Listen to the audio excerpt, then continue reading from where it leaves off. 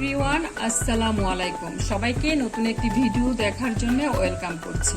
আজকে আমি যেটা দেখাবো সেটা হচ্ছে আমরা বাসায় কিভাবে খুব সহজে ফার্নিচার বার্নিশ করতে পারি। তো খুব সামান্য উপকরণ দিয়ে, ঘরে থাকা জিনিস দিয়ে। এই নিয়েছি আমি, এখানে হচ্ছে কটন নিয়েছি, তারপর হচ্ছে এখানে গজ আছে, তারপর এখানে হচ্ছে টিস্যু আছে। এই টিস্যু, গজ অথবা কটন, এই তিনটা জিনিস দিয়ে এটা করা যায়।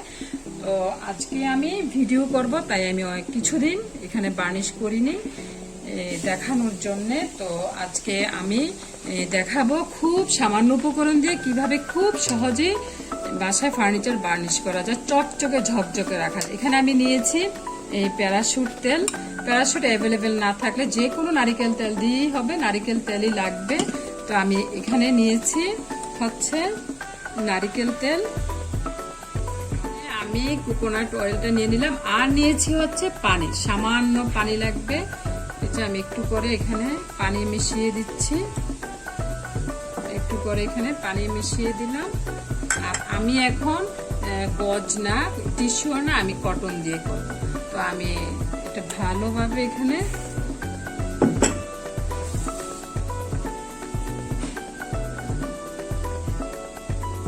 আমি পানি আর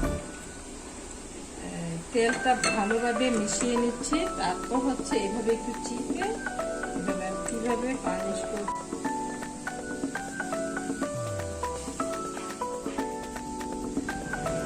তোর হাত আসে অনেক।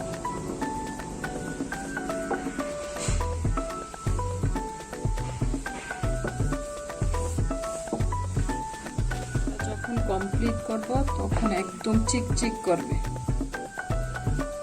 এভাবে কোকোনাট অয়েল আর হচ্ছে একটু করে সামান্য পানি দিয়ে, কটন দিয়ে অথবা গজ দিয়ে এভাবে আস্তে আস্তে ঘষে ঘষে আমরা এটা বার্নিশ করে নিব।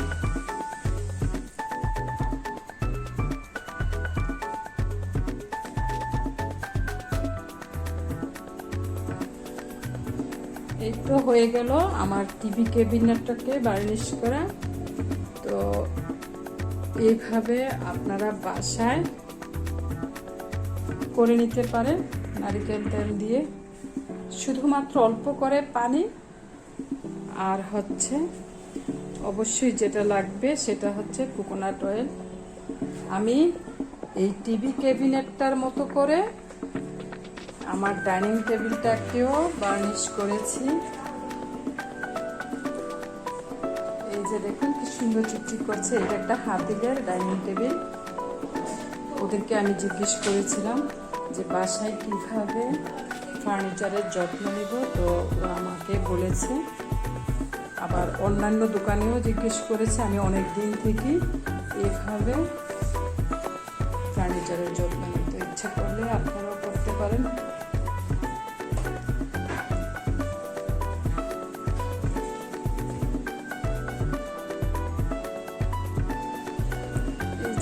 এইভাবে আমি আমার শোকেসটাকেও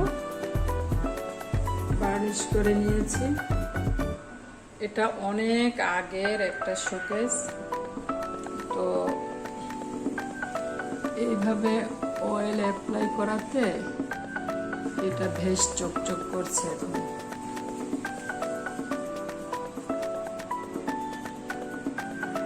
অনেক দিন হয়ে গিয়েছে শোকেসটা,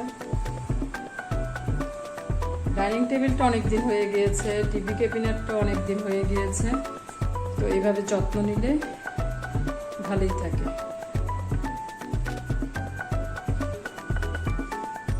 ওকে, ভালো থাকবেন সবাই। তাহলে আজকের মতো এখানেই রাখি। আমাদের চ্যানেলটিকে সাবস্ক্রাইব করে আমাদের পাশেই থাকবেন। Thank you everyone. আল্লাহ হাফেজ।